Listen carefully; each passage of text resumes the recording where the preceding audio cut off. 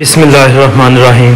अपने लैपटॉप से दूर हूँ आज मैं, तो मोबाइल से वीडियो अपलोड कर रहा हूँ। पता नहीं अब ठीक गलती है या नहीं। लास्ट वीक की अगर बात की जाए तो इंडेक्स ने तकरीबन 260 पॉइंट जो है लूज़ किए हैं ड्यूरिंग द वीक, और क्लोजिंग जो थी वो 45,754 पर दी। और 260 पॉइंट लूज़ करने के पीछे आपको पता जो वजह थी वही इंटरेस्ट रेट का बढ़ना, जो बाद में आपको पता उसका आउटकम फिर कुछ भी ना निकला। लेकिन लास्ट सेशन में तकरीबन जो आपका इंडेक्स है वो अपने मोमेंटम में वापस आता हुआ दिखाई दिया। इंडेक्स ने जैसा भी बिहेव किया हो, लेकिन एक बात जो है वो नोटेबल है कि जो सेलिंग या बाइंग थी आपके लास्ट सेशन में वो कुछ चिपकाऊ माल नहीं था। वो लग रहा था कि जैसे बाइंग और सेलिंग जो है वो ओरिजिनल हो रही है। और इसी बात पे मैं और ज़ुबैर भाई डिस्कस कर रहे थे कि जो सेलिंग है वो ओरिजिनल आज यकदम से इंडेक्स ऊपर भी नहीं जा रहा और नीचे भी नहीं आ रहा। और उसके बाद एक और बात भी चल रही थी, मेरी और ज़ुबैर भाई डिस्कशन कर रहे थे साथ में कि अभी जो सफ़र का महीना जो आपका ख़त्म हो गया, और कुछ लोग जो हैं वो मुझे पता चला कि वो मुहर्रम में और सफ़र में कुछ बाइंग सेलिंग है सच नहीं करते, तो मेरे ख्याल से कुछ वो भी बेहतरी अभी आएगी। और उसके साथ जो दूसरी बात है वो ये भी है कि क्रिकेट मैच सुना है कुछ शुरू हो रहे हैं वर्ल्ड कप, और जिन्होंने स्टॉक मार्केट में सट्टा लगाना होता है वो फिर कोशिश करते हैं कि वो मैचों पे लगाया जाए और उधर से कमाए जाए। लेकिन चलें देखते हैं क्या होता है। फॉरेन इन्वेस्टमेंट की बात की जाए तो देख लें आप, पूरे वीक में जो है वो लो पे रही। 11 सितंबर देख लें, 12 देख लें, 13 देख लें, 14 देख लें, और 15 सितंबर को तकरीबन फॉरेन इन्वेस्टमेंट जो है वो अपनी 7.1 मिलियन जो है वो कम हुई। ऐसे ही 100 इंडेक्स की वैल्यू की बात करें तो ऊपर देख लें आप, ऊपर वाले ग्राफ में 18 अगस्त देख लें, 25 अगस्त, 1 सितंबर, 8 सितंबर और 15 सितंबर के वीक जो है उनमें आप देख सकते हैं। जो पिछला वीक था 8 सितंबर वाला, उसमें 3.4 बिलियन थी और इस दफा 5.4 बिलियन है, कदरे बेहतर है। और फॉरेन इन्वेस्टमेंट की आप सेक्टर वाइज बात करें तो सबसे ज्यादा उन्होंने बैंक्स को बेचा है 5.3 मिलियन का। उसके बाद उन्होंने सीमेंट से टांगे खींची हैं 2.2 मिलियन की। उसके बाद एक्सप्लोरेशन कंपनीज को उन्होंने बेचा है 1.2 का। उसके बाद फर्टिलाइजर और उसके बाद टेक्सटाइल। 4-5 दिन की एवरेज की बात की जाए तो तकरीबन 89 मिलियन के जो है ट्रेड हुए हैं वॉल्यूम्स।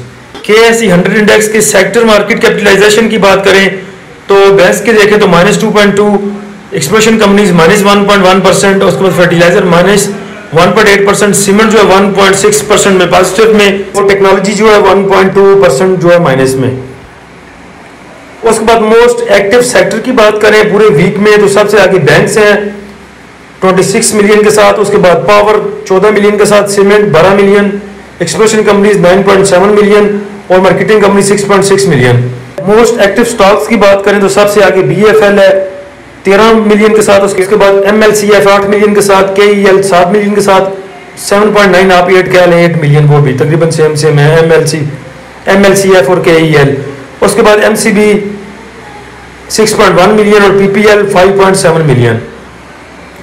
बेस्ट परफॉर्मिंग सेक्टर की बात करें पूरे वीक में तो सीमेंट जो है उसने सबसे ज्यादा बेस्ट परफॉर्मेंस दी है तकरीबन 115 पॉइंट के साथ। उसके बाद इन्वेस्टमेंट बैंक है आपके 62 पॉइंट के साथ, पावर 48 पॉइंट, अदर सेक्टर जो है 36 पॉइंट और मार्केटिंग कंपनीज 23 पॉइंट।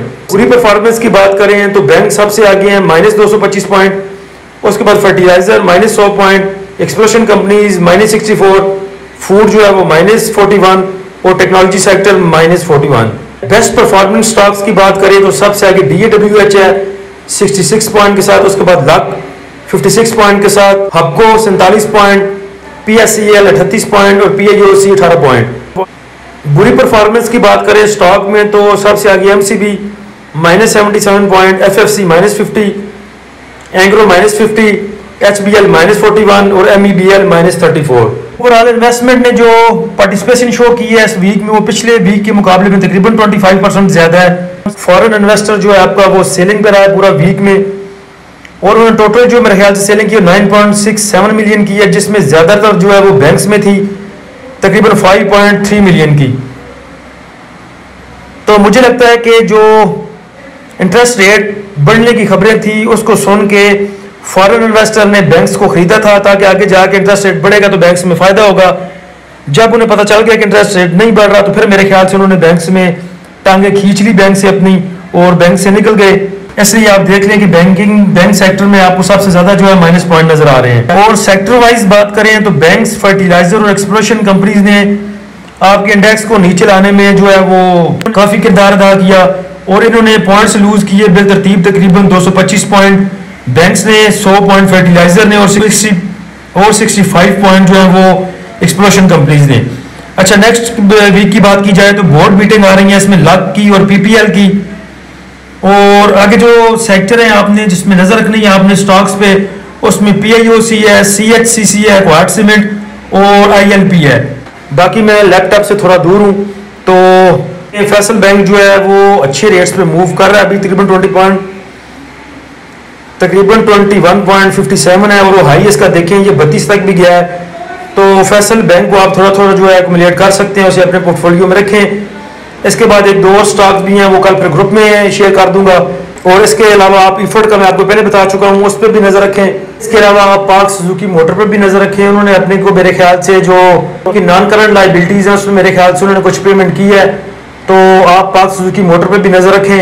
बाकी कल फिर बात करेंगे ग्रुप में, जैसे भी सिचुएशन बनती है साथ साथ। और उम्मीद वैसे ये लग रहा है कि ये जो वीक है या कल वाला सेशन है, इसमें उम्मीद है इंशाल्लाह कि इंडेक्स ऊपर की मूव देगा, क्योंकि लास्ट सेशन जो है वो मेरे ख्याल से तो अच्छा रहा है इंडेक्स का, कोई इसमें चिपकाऊ माल नहीं आया। तो इंशाल्लाह देखते हैं फिर कल, उम्मीद तो अच्छे की है। बाकी अल्लाह हम सबका हामी नासिर हो, इजाज़त दीजिए, अल्लाह हाफिज़।